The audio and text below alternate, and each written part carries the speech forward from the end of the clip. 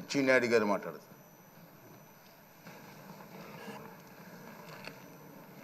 అధ్యక్ష, 16వ శాసనసభకి శాసనసభాపతిగా, అందులో మా ఉత్తరాంధ్ర జిల్లాల నుంచి 5వ శాసనసభాపతిగా ఎన్నికైనందుకు తెలుగు ప్రజల తరపున, ముఖ్యంగా ఉత్తరాంధ్ర ప్రజల తరపున, తెలుగుదేశం పార్టీ తరపున హృదయపూర్వకంగా మీకు అభినందనలు తెలియజేస్తున్నాను.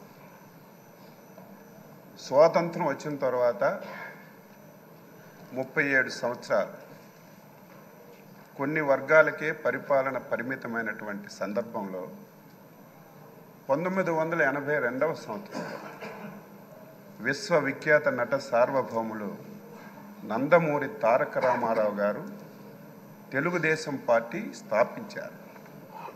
స్థాపించిన రోజే ఈ పార్టీ బడుగు బలహీన వర్గాల పార్టీ, అందులో బలహీన వర్గాల పునాదులపైన పుట్టిన పార్టీ అని చెప్పి ప్రకటించడమే కాకుండా డే 1 నుంచి బలహీన వర్గాలకి ఆ అవకాశాన్ని ఇచ్చిన విషయం ఒక్కసారి గుర్తు చేస్తున్నాను.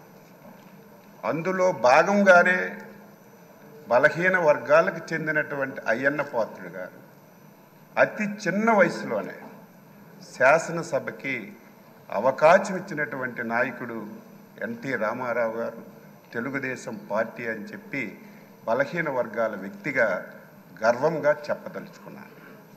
మీరు 42 సంవత్సరాల సుదీర్ఘ రాజకీయ ప్రయాణంలో అనేక పదవులు మీరు చేశారు.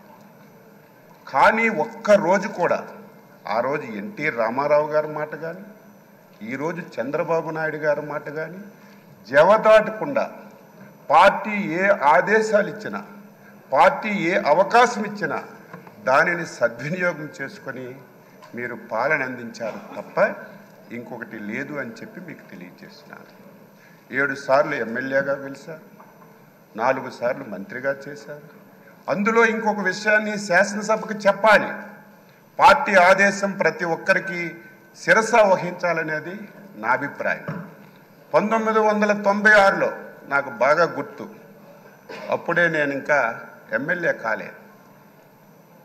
మన నాయకుడు చంద్రబాబు నాయుడు గారు ముఖ్యమంత్రిగా బాధ్యతలు స్వీకరించిన తర్వాత మొట్టమొదటిసారి పార్లమెంట్కి ఎన్నికలు వచ్చాయి. ఆ సమయంలో తమరు మంత్రిగా ఉన్నారు. ఆ రోజు అధ్యక్షులుగా, ముఖ్యమంత్రిగా చాలామంది మంత్రులకి మీరు ఎంపీలుగా పోటీ చేయండి అని రిక్వెస్ట్ చేస్తే చాలామంది దాన్ని ఒప్పుకోలేదు, మంత్రి పదవి వదిలి వెళ్ళడానికి. కానీ ముందుకొచ్చి నేను వెళ్తానని చెప్పి 96లో అధినేత మాటకి జవదాటి నిలబడి వ్యక్తి గౌరవనీయులు శ్రీ అయ్యన్న పాత్రుడు గారని నేను ఒక గర్వంగా చెప్పదలుచుకున్నాను. ఈరోజు బలహీన వర్గాలకి తెలుగుదేశం పార్టీ ఎన్టీ రామారావు గారు ఇచ్చారు, చంద్రబాబు నాయుడు గారు ఇచ్చారు. ఈరోజు ఎన్డీఏ పార్ట్నర్స్తో సహా ఆ విధానాన్ని కొనసాగిస్తున్నారు. ఈరోజు మీకు శాసనసభాపతిగా ఎన్నుకోవడం ఇది ఒక చరిత్ర. ఈరోజు నిన్నటి వరకు ఓట్ల గురించి, రాజకీయం గురించి, నా ఎస్సీలు, నా బీసీలు, నా మైనారిటీలు అని ఓకదంపుడు ఉపన్యాసాలు ఇచ్చినటువంటి కొన్ని పార్టీలు, కొంతమంది వ్యక్తులు ఆ పార్టీ పేరు చెప్తే మనకే నష్టం, ఆ వ్యక్తుల పేర్లు చెప్తే మనకే నష్టం. అటువంటి పార్టీలు ఒక బలహీన వర్గాలకు చెందిన వ్యక్తిని ఎన్డీఏ ఆ స్థానంలో కూర్చోపెడితే ఈ ఘట్టాన్ని చూడడానికి కూడా ఇష్టం లేనటువంటి పార్టీలు, నాయకులు ఈరోజు రాష్ట్రంలో ఉండడం బాధ కలుగుతుందని ఈ సందర్భంగా తెలియచేస్తున్నాను.